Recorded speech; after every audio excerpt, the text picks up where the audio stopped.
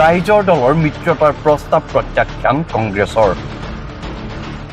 অখিল গগৈক প্ৰত্যাহ্বান জনাই 2026ত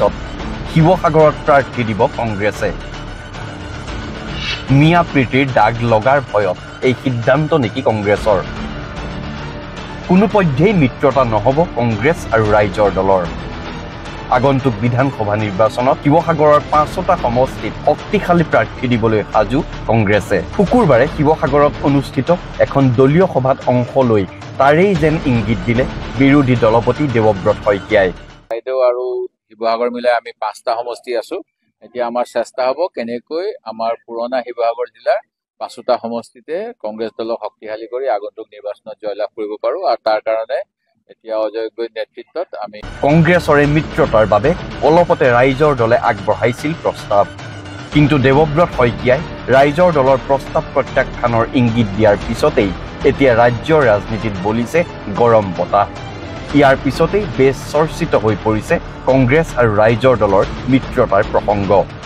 লগে লগে অখিল গগৈৰ প্ৰতিক্ৰিয়া শিৱসাগৰত জিকিবলৈ মিত্ৰতাৰ প্ৰয়োজন নাই অখিল গগৈ 2026ত ৰাইজৰ দলে পাব 2টা সংখ্যাৰ আসন মই শিৱসাগৰৰ কাৰণে কোনোদিন চিন্তিতই নহয় তাতে মইতো সদায় কৈ আছো যে হিমন্ত বিশ্ব শৰ্মাও আহক তালে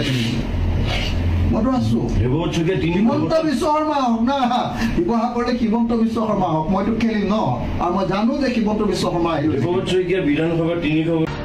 উল্লেখ্য যে ৰাইজৰ দলৰ সভাপতি অখিল গগৈয়ে শেহতীয়াকৈ ধুবুৰী গোৱালপাৰাত উচ্ছেদিত সংখ্যালঘু লোকৰ মাজত গৈ কৰি আহিছিল এখন নাটক যাক লৈ সৰ্বত্ৰ সমালোচনাৰ সন্মুখীন হৈছে অখিল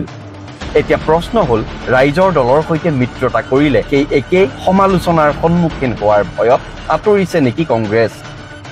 তাৰোপৰি বিজেপিকে ধৰি বহুতেই সততে কংগ্ৰেছক সংখ্যালঘু প্ৰীতি থকা বুলি কৰি আহিছিল সমালোচনা ৰাইজৰ দলৰ সৈতে মিত্ৰতা কৰিলে পুনৰ কংগ্ৰেছৰ গাত সেই মিয়া প্ৰীতিৰ টেগ লগাৰ ভয়তে মিত্ৰতাৰ পৰা আঁতৰিব বিচৰাৰ সন্দেহ কৰিছে বহুতেই এতিয়া অনাগত দিনত অধিক আকৰ্ষণীয় হ'ব ৰাইজৰ দল আৰু কংগ্ৰেছৰ মিত্ৰতা কেন্দ্ৰিক কথা বতৰা গতিকে দেখা যাওক ক'ৰ পানী কলৈ যায়